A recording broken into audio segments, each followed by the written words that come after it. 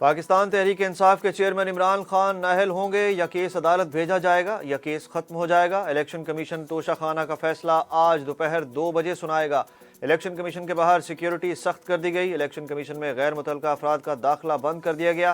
1 S S P, 5 S Ps, 6 D S P سمیت 1150 اہلکار تعینات۔ ریڈ زون میں داخلہ محدود۔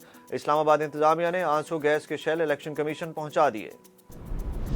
عالمی بینک نے کہا ہے کہ پاکستان میں سیلاب سے نقصانات کے تخمینے کی رپورٹ اگلے ہفتے تک آئے گی، جس کے بعد ہی امداد کی رقم کا فیصلہ ہو پائے گا۔ اب تک $2 ارب کا ہی اعلان ہوا ہے۔ پاکستان کا نام گرے لسٹ سے نکلے گا یا نہیں، فیصلہ آج ہوگا۔ باضابطہ اعلان پاکستان کے وقت کے مطابق آج رات 8 بجے کیے جانے کا امکان۔ فائنینشل ایکشن ٹاسک فورس کے پیرس میں جاری 2 روزہ اجلاس میں پاکستان کا نام گرے لسٹ سے نکالے جانے کا جائزہ لیا جا رہا ہے۔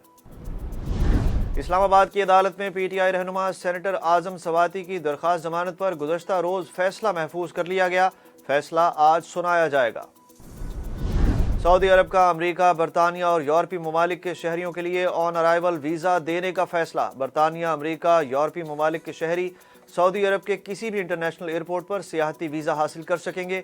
سعودی ایویشن اتھارٹی نے تمام ایئر لائنز کو نئی ہدایات جاری کر دیں۔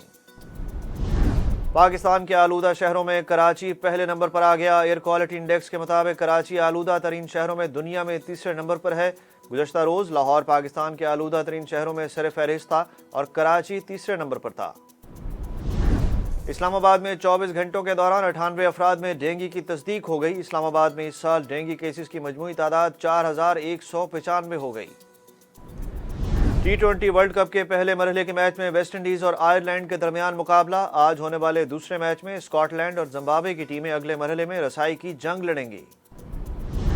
T20 ورلڈ کپ اگلے مرحلے کی تیاری کے لیے پاکستانی کرکٹ ٹیم کی میلبرن کرکٹ گراؤنڈ میں پریکٹس جاری۔ میگا ایونٹ کا میگا مقابلہ پاک بھارت ٹاکرا اتوار کو ہوگا۔ اور پاکستان کی پہلی جونیئر لیگ کا فائنل میچ گوادر شارکس اور بہاولپور رائلز کے درمیان آج کھیلا جائے گا۔